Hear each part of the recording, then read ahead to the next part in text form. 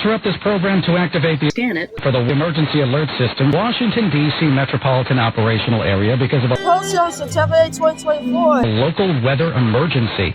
Local weather emergency. The National Weather Service has issued a flash flood warning for north central Flash County in northern Virginia until 11:15 tonight. At 8:11, just a few minutes ago, Doppler radar indicated thunderstorms producing heavy rain across that warned area. Between 1.5 and 3.5 inches of rain have fallen.